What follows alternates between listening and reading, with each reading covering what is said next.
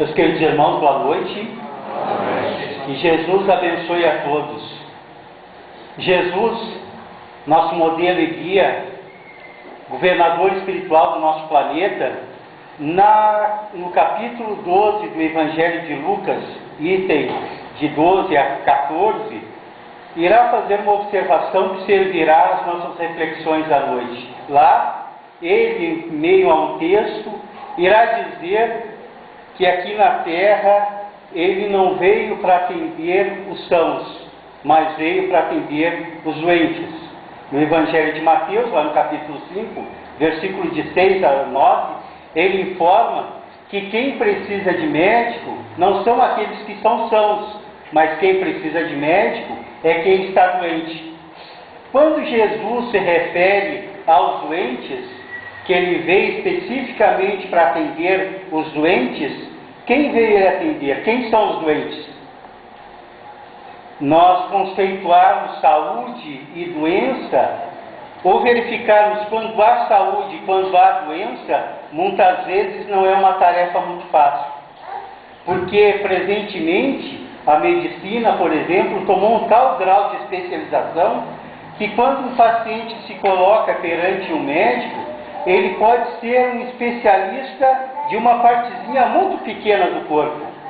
Então ele pode, por exemplo, ser um especialista do olho e de uma parte do olho. Então ele vai examinar e vai ver ali se há saúde ou há doença, sobre aquela análise que ele está falando, dele está analisando. Ele pode ser um médico especialista em punho, um cirurgião. Ele dirá, então, na sua observação se há saúde ou há doença. Mas ele pode, por exemplo, fazer uma biópsia, levar um microscópio, aquele tecido humano, e perceber que ali há uma patologia. Então, conceituar saúde e conceituar doença muitas vezes não é fácil. Depende sobre qual ponto de vista se está observando. Para esse especialista, ele olhando aquela partezinha pequena do corpo físico, ele pode dizer que é saúde. Mas e o conjunto, como fica? Mas nós poderíamos dizer que mesmo a pessoa, depois de fazer todos os exames e se constatado que ela não tem doença, a gente não pode dizer que ela tem saúde. Por quê? Porque o doente mais grave que existe entre nós é o doente mental. E tem estatísticas que dizem que o doente mental muitas vezes guarda um silêncio muito grande com relação às doenças orgânicas. Ou seja, aquele doente psiquiátrico, às vezes ele vive mal, se alimenta mal, tem maus hábitos e ele guarda silêncio com relação às doenças orgânicas, mas ele é o doente mais grave, porque é o doente da mente, é o doente psiquiátrico. Nós tivemos ao longo da nossa vida uma experiência familiar voltada para essa questão, né? Porque uma pessoa da nossa família tinha um transtorno mental, né? Ele tinha aquilo que a gente chama de transtorno do humor, na sua forma mais grave, que é o transtorno do humor bipolar. Então ele viajava entre a euforia e a depressão, nunca ele estava em meio termo.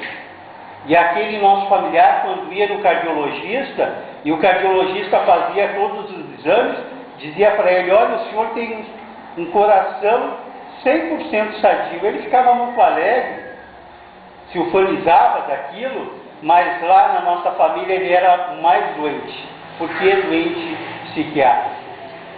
Mas se nós observarmos então um indivíduo que não tem problema físico algum, não tem transtorno psiquiátrico, nós também não poderemos dizer que ele tem saúde. Porque aqui na Terra, considerável número de pessoas tem aquelas doenças que a gente diz, doenças da área emocional. Quantas e quantas pessoas têm transtornos obsessivos compulsivos, têm fobias, que acabam dificultando de alguma forma a adaptação desse indivíduo no meio social em que ele está colocado. E se ele, por exemplo, tem uma fobia a cobras, ele vai sofrer pouco. Mas se ele tiver uma fobia a cães, os cães estão nas nossas casas, os cães estão na rua, então o fato de ele ter esse tipo de fobia vai impossibilitar o seu ir e vir, e a impossibilidade do ir e vir faz com que ele seja um doente. Mas imaginamos que essa pessoa não tenha doença nenhuma, nem na área física, na área psiquiátrica e na área emocional. A gente pode dizer que ela tem saúde? Também não, porque existem as doenças muito bem analisadas pelo espírito Joana de Ângeles e pelo espírito Hamed, que são as doenças da alma. As doenças da alma. E quem estão na Terra os doentes da alma? Nós diríamos que somos todos nós. Todos nós, de uma forma ou outra, temos a doença da alma. Mesmo que fisicamente, psiquiatricamente, emocionalmente estejamos num nível de harmonia, as doenças da alma atingem a todos nós. Orgulho, vaidade, violência, apegos materiais, são essas doenças da alma. Muito bem analisado, não é? Na codificação espírita, especialmente por esses dois espíritos, Joana de Ângeles e Hamed. Então as doenças da alma estão presentes na Terra. Então quando Cristo fez a observação que ele não veio para os sãos, mas ele veio para os doentes, de que doente ele falava? Certamente ele falava para todos nós. Certamente falava para todos nós. Porque de uma forma ou outra, ainda residem aqui na Terra aqueles indivíduos que somos a grande maioria de todos nós aqui no planeta, que trazem essa conotação de doença ou aquela outra. Normalmente, quando nós perguntamos para alguém se ele tem saúde ou doença, a pessoa vai responder de acordo com os aspectos físicos. Se ele toma medicamento ou não, se tem esse ou aquele outro transtorno. Mas as doenças da alma, não é? Atingem indistintamente a todos nós.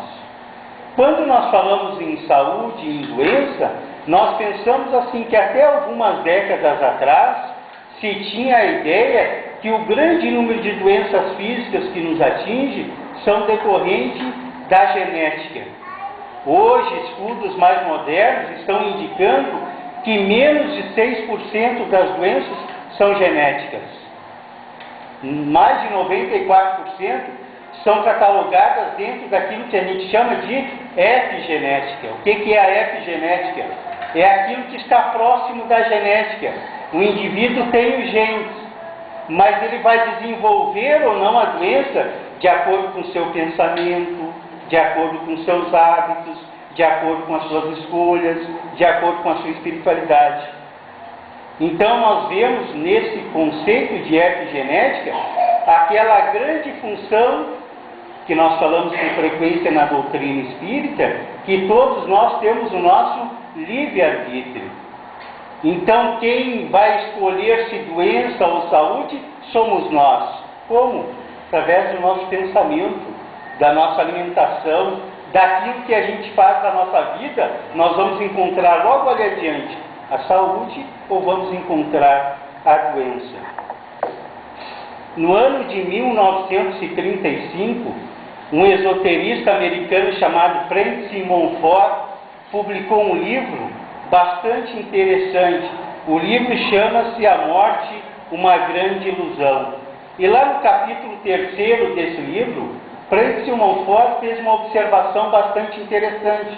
Observou ele que quando as pessoas, os familiares estão reunidos em torno de uma mesa, fazendo a refeição, e se naquele ambiente está presente a raiva, o rancor, discussões, as dificuldades que vão advir, as dispepsias, que são aqueles problemas próprios do estômago, serão muito menos decorrentes da qualidade do alimento, mas muito mais decorrente, dirá ele, das questões mentais que as pessoas estão pensando naquele momento.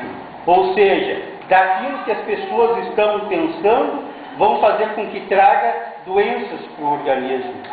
Quando ele colocou isso neste livro, em 1935, passou essa ideia, não é, do envenenamento mental pelo pensamento inadequado, dizendo assim que aquilo era uma fantasia, que não existia aquilo.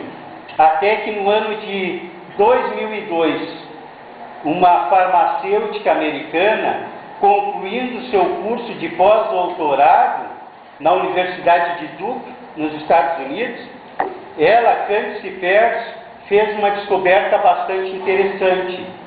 Ela descobriu que todo tipo de pensamento que nós temos vai corresponder a uma glândula lá no cérebro chamado hipotálamo, a secreção de peptídeos.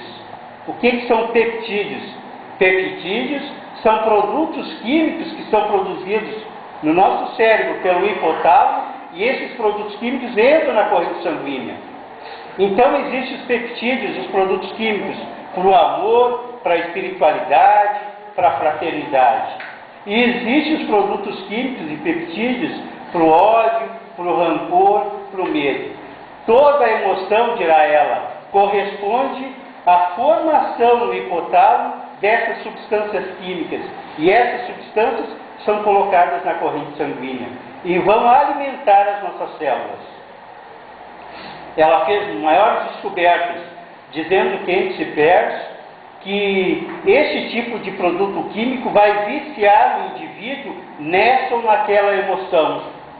Então, aquela pessoa que está sempre de má com a vida, está sempre com medo, vê tudo difícil, é aquele tipo de pessoa que talvez vocês conheçam. A gente chega para ela e diz assim, a coisa parece que não está boa, mas espera para ver como é que vai ficar, né? Ou então a gente diz para ela assim, hoje eu estou com uma dorzinha de cabeça. Ah não, mas dor de cabeça tenho eu. É uma dor de cabeça que dói 5 dias seguidos.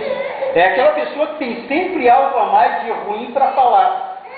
Então essa pessoa é viciada nesse tipo de produto químico. Mas tem aquela outra pessoa que é viciada em produtos químicos do bem, do amor, da fraternidade. E dirá ela que, de acordo com o tipo de pensamento que nós temos, nós vamos construir a doença ou vamos construir a saúde. Nós é que escolhemos o que nós queremos. Então, se nós pensamos constantemente no mal, no ódio, no rancor, o que vai ocorrer aí? Nós vamos ficando viciados nesse tipo de interação e, a partir daí, nós vamos ter esse tipo de dificuldade. Tem remédio para isso? Sim, tem remédio. E o remédio é aquilo que a nossa querida doutrina espírita nos coloca, a iluminação interior de cada um de nós, né? Buscarmos o bem, né? Termos pensamentos mais adequados, porque nós teremos saúde ou doença de acordo com aquilo que nós construímos na nossa caminhada. Nós é que escolhemos. Quando irá observar o Espírito André Luiz, quando nós transgredimos as leis, muitas vezes nas transgressões das leis vão nos trazer doenças. Nós damos um exemplo de transgressão da lei. Existe uma lei chamada lei de gravidade, é uma lei natural, é a lei da gravidade. Se nós subirmos nesse prédio aqui e nos jogarmos ali de cima, provavelmente a gente vai fraturar o pé. Quebrar o pé, fraturar. Por que ocorreu isso? Porque nós não observamos uma lei, que é a lei da gravidade. Mas muitos de nós fazem diariamente fraturas na alma, né? Aqui entre aspas. Por quê? Porque não observa a lei natural do amor. Na terceira parte do livro dos Espíritos, tem lá as leis morais. Ou no Evangelho segundo o Espiritismo, não é? Onde fala sobre as questões todas de ordem moral. Então, ao nós transgredirmos essa lei, nós vamos criar dificuldades para nós. E como é que nós transgredimos essa lei? Porque essa lei natural do amor, não é? Ela tem a ver do meu procedimento com relação à minha própria pessoa, mas da minha pessoa com relação ao próximo. Então eu posso transgredir essa lei, eu mesmo me prejudicando, e como nós prejudicamos, não é? De acordo com os nossos atos e as nossas escolhas inadequadas, mas nós podemos transgredir quando eu prejudico o outro. Ao prejudicar o outro, na verdade, eu estou me auto-prejudicando. Então as transgressões das leis naturais vão fazer com que traga necessariamente para nós a doença. E a doença é o mecanismo que a lei vai utilizar para o reajustamento. Nós estamos nos reajustando perante a lei quando nós somos contra essa própria lei. O espírito André Luiz irá informar, não é, que para o plano espiritual a saúde é a perfeita harmonia da alma, para a obtenção da qual muitas vezes há necessidade da contribuição preciosa das doenças. Olha que importante isso. Então, para o plano espiritual, a saúde é a perfeita harmonia da alma. E para obter a perfeita harmonia da alma, às vezes é necessária a doença. Quantos e quantos de nós chegamos à casa espírita em busca de um tratamento, em busca de um norte, um caminho, enfim, melhor para as nossas vidas? Ainda há pouco eu conversava com a nossa irmã antes do trabalho, dizendo que a gente tem observado que as casas espíritas têm um aporte grande de público, não é? Por que será? Né? Nós vivemos um momento desafiador na vida, então nós queremos algo diferenciado, e o algo diferenciado nós vamos encontrar na vivência do Evangelho do Cristo, muito bem trabalhado dentro da casa espírita. Então o plano espiritual muitas vezes é fazer com que chegue até nós a doença, para que a gente possa se readequar à própria lei de Deus. Temos um exemplo, não é? Oportunamente, em Pedro Leopoldo, uma mãezinha com seu filho adolescente procura o Chico. E ela, muito preocupada, dizendo: Chico, o médico quer amputar as pernas do meu filho. Ele está com problema de gangrena. O que os espíritos podem dizer sobre isso? O Chico pensou um pouquinho e disse assim: minha irmã, se os médicos querem amputar, siga os médicos. Mas Chico, o meu filho não ouve, não vê, não fala e não tem os braços. Agora eles querem amputar as pernas. E daí o Chico diz para ela: minha irmã, esse jovem, que é seu filho atualmente, é um espírito que nas 10 últimas reencarnações ele se suicidou. Então ele já está criando um automatismo de suicídio. E agora, nesse momento, apesar de ele não ouvir, não ver, não falar e não ter os braços, ele já está pensando de modo de se jogar numa ponte. Então ele cria o automatismo do suicídio. E ele implorou, antes de vir para essa última encarnação, essa encarnação presente, que não deixasse ele se suicidar. Porque em cada suicídio vai limitando mais o seu corpo físico. Então, na verdade, aquela gangrena era o remédio para ele espírito. Era o remédio. Ali estava a solução, porque daí ele ficaria numa cama, certamente, não é? E não teria a possibilidade de suicídio. Então, a visão que se tem é uma visão das questões de ordem espiritual. E aqui na Terra, presentemente, se tem buscado observações que facultam aos indivíduos um viver melhor. A Organização Mundial da Saúde, no ano de 2008, fez uma lista, não é, de atitudes que levam a um viver saudável. Então, essa lista de situações e atitudes que os indivíduos devem ter para viver melhor, foi formada essa lista a partir das observações em universidades americanas e europeias de como o indivíduo deve viver, como ele deve proceder para ter uma vida mais tranquila. E eu até coloquei algumas observações aqui para as nossas meditações. Então, assim, o que traz um viver saudável? Usar de bondade, por exemplo. Sermos bons. E quando nós temos assim, sermos bons, é a gente, quando olha para o outro, olhar com bondade. Se eu falo com o outro, eu falo com bondade. Se eu penso nele, eu penso com bondade. E a bondade não só com o meu semelhante, mas a bondade com os nossos irmãos inferiores, os animais, né? Então, usar de bondade com a natureza que está aí. Hoje em dia se fala tanto em sustentabilidade, não é? Porque vivemos num planeta que está sendo muito agredido. Então, usar de bondade traz reflexos de saúde para o indivíduo. Controlar a inveja. Porque quando eu começo a comparar aquilo que eu tenho com aquilo que tem o meu irmão, eu começo muitas vezes a criar dentro de mim uma inveja. Se eu comparo o meu automóvel com o dele, a minha casa com a casa dele, se eu tivesse beleza, a minha beleza com a beleza dele, não é? Isso traz dentro de si a inveja.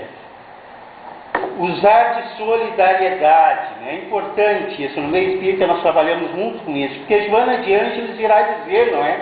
Aquele que é solidário não é solitário, porque a solidariedade nos aproxima. A solidariedade faz com que a gente saia da nossa casa e vá em favor do próximo no trabalho. Então a solidariedade, pensar no outro, vai trazer saúde para mim, não é? Oportunamente, um jovem, Pedro Leopoldo, também procura o Chico, dizendo: Chico, eu estou muito mal, o médico disse que eu vou morrer. E o Chico, daquele jeito dele, disse assim: meu irmão, todos nós iremos morrer. Todos. Mas Chico, o médico disse que a minha vida está por um fio. O Chico pensou um pouquinho assim, mas ele disse de qual fio que ele está falando? Se é um fio de nylon, um fio de algodão ou um fio de aço? Porque, meu irmão, se a gente ser solidário e trabalhar em favor do próximo, a gente engrossa esse fio. Vamos engrossar o fio trabalhando. É assim que a gente engrossa este fio. Então a gente vê que um dos pontos também muito trabalhado hoje em dia em todas as universidades, inclusive na USP aqui em São Paulo, no Brasil, é a questão da fé. A fé deixou de ser uma questão tão somente religiosa e hoje é ciência. Ter fé traz saúde. Por quê? Porque a fé trabalha no nosso organismo com um sistema chamado sistema imunológico. O que é o sistema imunológico? É aquele sistema que nos protege contra as doenças, que nos fortalece. Então nós temos uma glândula atrás do osso externo chamado timo. Essa glândula é responsável pelo sistema imunológico do organismo. E naquele indivíduo que tem fé, o seu sistema imunológico é mais robusto, está em melhores condições. Há pesquisas que dizem assim, que aquela pessoa que tem fé é uma pessoa que tem menos problemas cardíacos, pressão mais adequada, de um modo geral. Evidentemente que tem pessoas que são religiosas que têm problemas, mas de um modo geral, tem pesquisas que dizem assim, que aquela pessoa que tem fé, quando faz uma cirurgia, por exemplo, ele recebe alta mais cedo do hospital, se recupera mais cedo. E a recidiva, a volta da doença, também ocorre menos vezes. Então a fé traz saúde. E nós temos um exemplo, né, com relação à fé bastante interessante. Aconteceu há muitos anos atrás, num determinado verão, a minha mãe foi passar uns dias na casa do irmão dela, do meu tio, na praia, isso há bastante tempo atrás. E lá, numa determinada manhã, ela se sentiu mal, ela desmaiou, não é? Daí levaram ela lá no posto de saúde, né? E ela estava com uma arritmia cardíaca bastante importante, não é? E lá, na época, naquela cidade, não tinha um atendimento, condições técnicas lá do hospital para atendê-la adequadamente. Daí ela veio para Porto Alegre, não é? Ela começou a ser tratada com determinados medicamentos, e daí ela me ligou para que eu estava viajando voltasse, enfim. Chegamos junto dela, não é? E daí a gente falou com o médico uma determinada manhã. O médico disse assim: olha, ela está com uma arritmia importante, então nós vamos ter que fazer uma cardioversão. Cardioversão todos vocês conhecem, é aquele procedimento que se faz às vezes na emergência, é aquele choque que se dá, não é? No caso de arritmia, para voltar ao ritmo cardíaco normal. Então o médico marcou aquele procedimento para o outro dia, no início da tarde. Chegou a noite, no dia anterior à noite, a mãe nos liga, não é?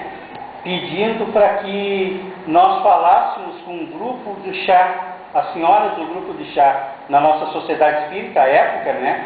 Tinha um grupo de senhoras lá que se reuniam uma vez por semana para confeccionar roupinhas de criança, e eles faziam oração, não é?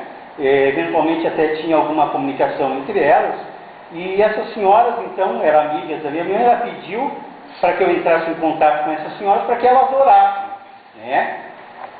Eu entrei em contato com as senhoras, não é? A mãe continuava hospitalizada, e daí no outro dia de manhã, aquele dia que seria o procedimento no início da tarde, no dia da manhã, a mãe me liga novamente perguntando se eu tinha falado com as amigas dela, porque a mãe era uma médium, né? de bastante sensibilidade, e até aquele momento ela não tinha sentido nada assim de um amparo espiritual. Então ela perguntou se eu tinha falado. Eu disse, sim, falei com todas elas. E daí eu resolvi tranquilizá-la com relação ao procedimento, né? Aquele procedimento de cardioversão, dizendo que o médico ia dar uma pequena anestesia, ela não ia sentir nada. E eu lembro tão bem que ela disse, então, com relação ao médico, eu já falei com ele, eu quero saber se já falou com as minhas amigas. Eu disse, tá, falei, vou falar de novo, né? Falei novamente, tá? E daí, naquele dia, que seria mais ou menos às 2 horas o procedimento, ela almoçou meio-dia, estava hospitalizada, né? E ela dormiu. Quando ela dormiu, ela sentiu a presença de uma luminosidade bem grande assim no rosto. Quando ela sentiu aquilo, ela acordou e achou que fosse o médico chegando junto com os estudantes para o procedimento. Mas ela acordou, observou que não tinha ninguém, né? Logo em seguida chega o médico, não é? Com os estudantes, e o médico começa a conversar com ela, explicando como é que ia ser o procedimento. E quando o médico está explicando, um dos estudantes diz, mas olha lá o monitor, ó, está pausado, terminou a arritmia, está tudo normal, né? Depois, ela falando para nós, não é, sobre esses acontecimentos, ela disse que naquele momento em que ela sentiu aquela luminosidade, era o momento, né, que ela estava recebendo, na verdade, o amparo espiritual que ela estava tão necessitada pelo medo do procedimento. Então nós observamos, não é, que a fé hoje em dia deixa de ser algo voltado tão somente às questões de ordem religiosa, mas hoje em dia ela é ciência. Manuel Filomeno de Miranda, espírito, irá fazer algumas observações bastante interessantes sobre as questões de saúde e de doença. Irá falar ele sobre as doenças depurativas. Aquelas doenças depurativas são aquelas doenças que ocorrem com aqueles indivíduos que estão tão bem que podem ficar doentes. Ou seja, são aquelas doenças que fazem com que, ao ocasionar doença, às vezes uma doença grave, um câncer, uma doença assim que vai ocasionar o desencarne, desça, não é, lá do perispírito, aquelas mazelas que vão ficar aqui no corpo físico, e o espírito retorna à espiritualidade em condições melhores, porque é uma doença depurativa. Irá falar ele das doenças que ele chama de doenças auxiliares, e é muito interessante essas doenças auxiliares. São aquelas doenças promovidas pelos nossos amigos espirituais. Eles promovem a doença para que a gente tenha saúde. Olha só que interessante. Eles promovem a doença para a gente ter saúde. E a gente dá um exemplo assim dessas doenças auxiliares. É muito comum, alguém de nós já deve ter observado, que quando, por exemplo, acontece um acidente aéreo, que todas as pessoas que estavam naquele avião desencarnam, daí no outro dia é comum, às vezes a gente ouvir assim, eu ia embarcar naquele voo, mas ocorreu alguma coisa, eu fiquei doente e não pude embarcar, fiquei preso no trânsito e perdi o voo, né? Por que isso?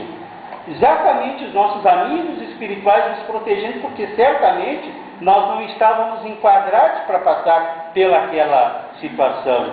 Então nós temos os nossos amigos que nos cuidam nessa ou naquela outra situação. E tem uma outra situação, um outro exemplo, não é? Bastante interessante, que isso ocorreu em uma sociedade espírita conhecida nossa. Um determinado irmão, não é? Um companheiro nosso, ele motorista de ônibus. E ele há muito tempo ele já estava com problema de visão no olho, não é? Mas ele estava dirigindo ainda o ônibus. Daí chegou numa época própria para ele renovar a carteira de habilitação. Ele foi lá no hospital, no médico, não é? Do Detran, para fazer o exame. Quando ele chegou lá, o médico fez o exame e reprovou. Não, o senhor não tem mais condições de dirigir. Ele então pediu para o médico para que ele pudesse fazer uns óculos, ajeitar os óculos, e foi para o exame de novo. Foi lá para o exame com o mesmo médico, não é? O médico examinou e disse, não, reprovado de novo. Mas doutor, eu fui no médico, eu mudei os óculos, não tem condições. Daí o que esse amigo fez? Ele descobriu o endereço do consultório particular desse médico que estava avaliando, pagou a consulta e foi lá no consultório. Chegou lá, o médico examinou ele, deu novos óculos, né? Uma receitinha própria, ele fez e foi para o exame com o mesmo médico. Chegou lá no exame, o médico reprovou.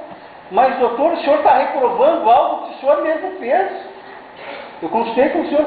O médico ficou muito sem jeito, né? Não soube o que dizer, mas ele estava reprovado. Daí esse nosso companheiro chegou ao centro espírita, não é? Na orientação espiritual, ele muito chateado começou a falar com o orientador, mas veja, olha o que os obsessores fazem. E daí ele começou a contar tudo o que estava acontecendo. E o orientador disse, não foram os obsessores que fizeram, fomos nós que fizemos. Fomos nós, para te proteger. Tu já não tinha mais condições de dirigir, né? A tua responsabilidade é grande ao dirigir para um número considerável de passageiros diariamente. Então tu não tinha mais condições. E pelos méritos do nosso irmão, mesmo havendo uma incompreensão da parte dele, fizeram com que realmente, não é, ele não tivesse condições de prosseguir adiante naquela sua tarefa. Então essas doenças auxiliares, muitas vezes, são essas doenças que chegam até a nós para nos ajudar, para que a gente tenha saúde. O Cristo, quando esteve entre nós, não se tem notícia que ele tenha ficado doente, de cama alguns dias. Não. Né? Por quê? Porque as doenças que ocorrem entre nós, elas podem ser vistas, como inicialmente nós falamos, nesses vários níveis: físico, psiquiátrico, emocional e a doença da alma. Mas, na verdade, nós poderemos ver ao contrário disso, das doenças da alma para fora. Porque a doença física é aquela última que aparece. Quando ela aparece é porque lá já tinha a doença, na verdade, anterior. Não é? Tinha um problema de ordem emocional, ou tinha um problema psiquiátrico, ou tinha as questões de ordem espiritual. Então, o Cristo que veio até nós, ele muitas vezes não pôde curar a todos, porque alguns, não estavam enquadrados para passar por um processo, tinham que passar pelaquela própria dor. Mas, de um modo geral, nós sabemos que o Cristo atendeu a todos nós, nos dando o caminho para alcançarmos a saúde integral, no dizer do Espírito Joana de Ângeles. E quando nós conseguiremos alcançar a saúde integral? No momento em que nós nos voltarmos para o Evangelho do Cristo. É na vivência e na prática do Evangelho que vamos adquirir a saúde perfeita, aquela realmente que vai nos acompanhar no tempo e no espaço. Muita paz a todos.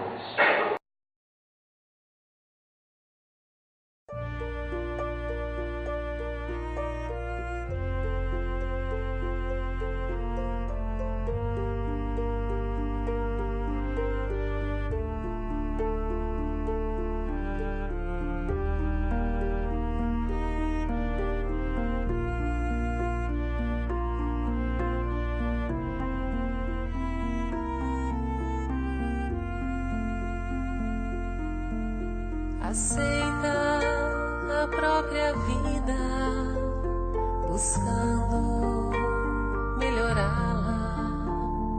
Abraça os que te cercam, doando-lhes auxílio. Se a provação chegou, acata-lhes os ensinos. Ser fiel a ti mesmo, serve, segue e não temas, nada exijas, trabalha, não condenes, constrói, se te aceitas como és, Deus te fará feliz.